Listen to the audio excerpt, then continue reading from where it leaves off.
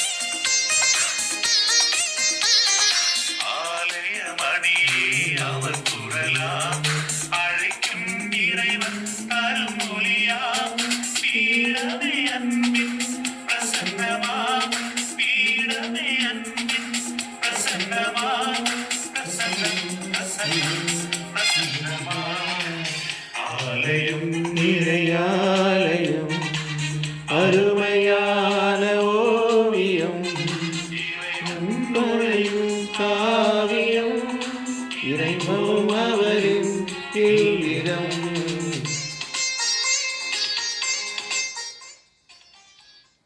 தந்தை மகன் தூயாவியாரின் பெயராலே ஆமீன். ஆண்டவர் உங்களோடு இருப்பாராக, ஆன்மாவோடும் இருப்பாராக.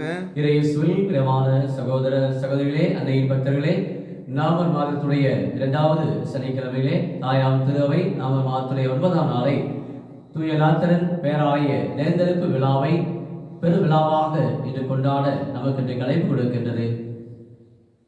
ஆண்டவர் ஆலயத்திலே குடிகொள்கின்றார். ஆண்டவர் எப்பொழுதுமே பிரசன்னமாக இருக்கிறார் என்பது நம்ம ஒவ்வொருடைய நம்பிக்கை. ஆண்டவர் நம்ம மத்தியிலே வாழ்கின்றார்.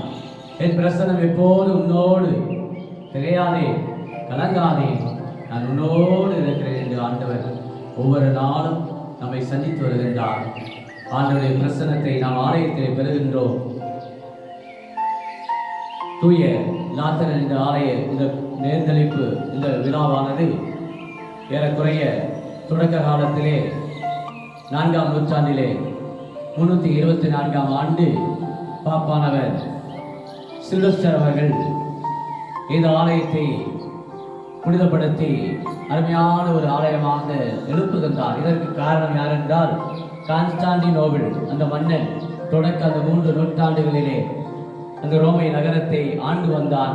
அவருடைய தாயார் எலினா கிறிஸ்தவர் மீது ஒரு நம்பிக்கை உள்ளவராக, கிறிஸ்தவ மதத்தோடு நட்புறவு கொண்டவராக தன் வாழ்விலே வாழ்ந்து, எப்பொழுது தன் மகன் கான்ஸ்டாண்டினோபிள் நோய்வாய்ப்பட்டு படுத்த படுக்கையாக எப்பொழுது இருந்தாரோ, அந்த வேளையிலே இயேசுடைய அந்த பாடுபட்ட சுருவத்தை, சிலுவையை கொண்டு வந்து தன் மகனுடைய உடலிலே வைத்து ஜெபிக்கின்றார். தாயார் எலினா தன் மகன் கான்ஸ்டாண்டினோபிள் குணமாக வேண்டும் என்று இயேசுடைய அது சிலுவையை வைத்து அவர் உடலிலே ஜெபிக்கிற பொழுது கான்ஸ்டாண்டினோபிள் சுகம் பெறுகின்றார், நலம் பெறுகின்றார்.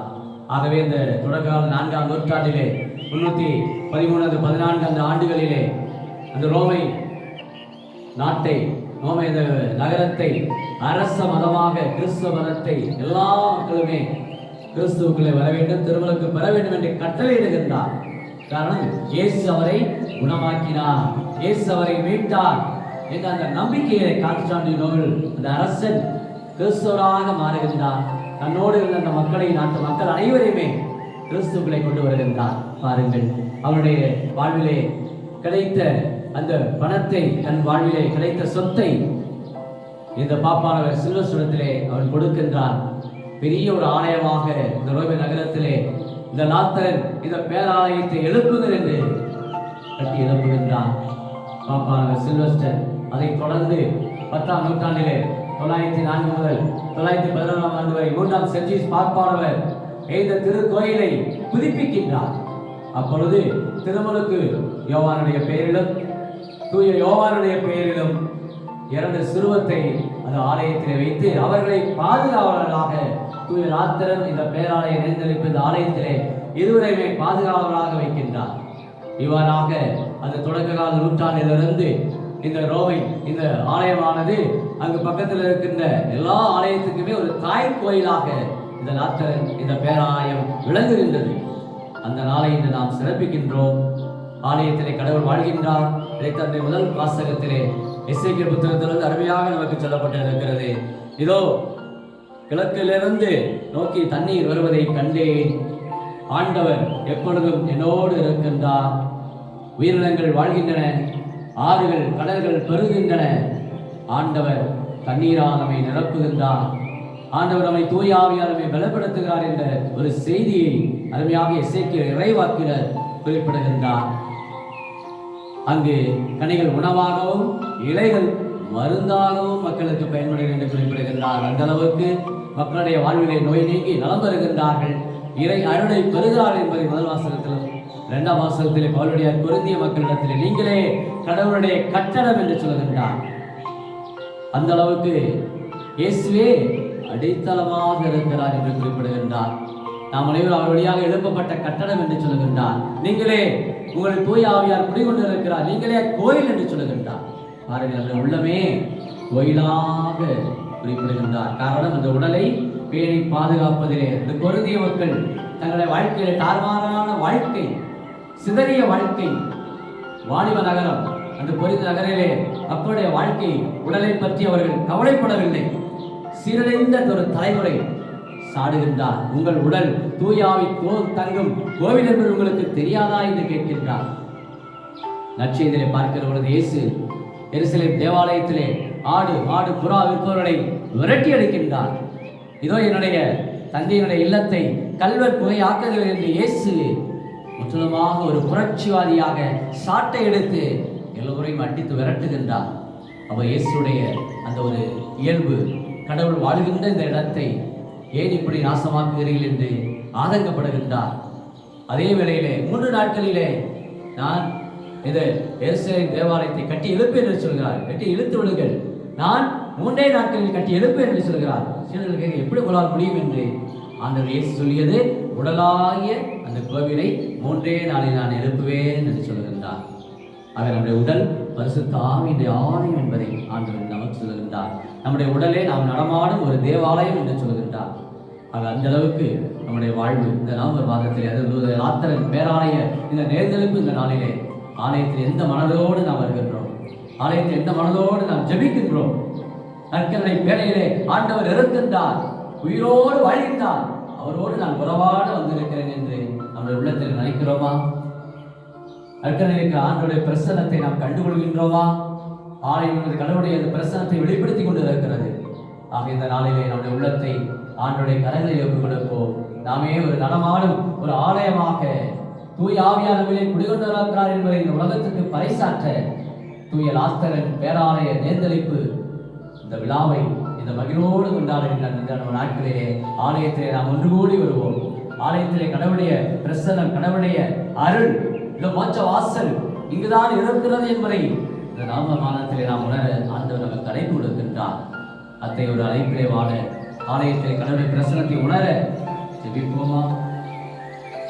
அன்பின் பரலோக பிதாவே, அப்பா இயேசுவே, அருமையான இந்த நாளுக்காக நன்றி கூறுகிறோம். லாத்தரன் பேராலய நேர்ந்தெழுப்பு விழாவை கொண்டாடக்கூடிய எங்கள் உள்ளங்களிலே எந்த நீர் குடிகொண்டு இருக்கிறீர், வாக்கு மனிதரானார், நம்மிடையே குடிகொண்டார் என்று யோவான் 1 அதிகாரம் 14வது வசனத்தில் சொல்வது போல, இயேசுவே நீரே எங்களோடு உள்ளத்தில் குடிகொண்டு இருக்கிற அப்பா, எங்கள் இந்த ஆலயத்தின் வழியாக ஒவ்வொரு நாளும் போய் பொழுது போட்ட ஆலயத்தில் போய் துதிக்கவை ஆராதிக்கக்கூடிய உள்ளத்தை, பரிசுத்த உள்ளத்தை எங்களுக்கு கொடுத்து கொண்டே இருப்பதற்கு நன்றி சொல்கிறோம் ராஜாவே. எங்க 2-3 பேர் என் நாமத்திலே குடிமை இருக்கிறார்களோ அவர் மத்தியிலே நான் இருக்கிறேன் என்று சொன்ன அன்பு இயேசுவே, உங்களுடைய பிரசன்னம் ஒவ்வொரு நாளும் எங்களை பலப்படுத்த கண்ணீரோடு வருவர்கள், கவலையோடு வருவர்கள், துயரத்தோடு வருவர்கள், பாடுகளோடும் பிரச்சனைகளோடும் இதோ ஆலயத்துக்கு சென்றால் என் மனதுக்கு அமைதி கிடைக்கும் என்று நம்பிக்கையோடு வருகிற ஒவ்வொரு உள்ளங்களையும் கைவிடாமல் உங்களுடைய ஆலயத்திலே, உங்களுடைய இல்லத்திலே ஒவ்வொருவரையும் பாதுகாக்கும்படி, வழிநடத்தும்படி, மன சஞ்சலங்கள் நீங்க, மன பாரங்கள் நீங்க, உங்களிடத்தில் வருகின்ற ஒவ்வொருவருக்குமே அடைக்கலமாக அரண் கோட்டையமாக இருந்து திருப்பாடல் 121 சொல்வது போல வடகளை நோக்கி என் கண்களை உயர்த்துகின்றேன், எங்கிருந்து எனக்கு உதவி வரும், ஆண்டவரிடமே எனக்கு உதவி வரும். திருப்பாடலே கேட்ப மன சஞ்சலத்தோடு ஒரு ஆலயத்திலே உண்மை கண்டு ஆராய்த்து மன நிறைவை பெறுவதற்கு இதோ இந்த நவம்பர் மாதத்திலே இறந்தவருக்காக ஜெபிக்கிற குடும்பங்கள், இந்த ஆலயத்தில் வந்து திருப்பணியில கலந்து கொள்ளக்கூடிய குடும்பங்கள்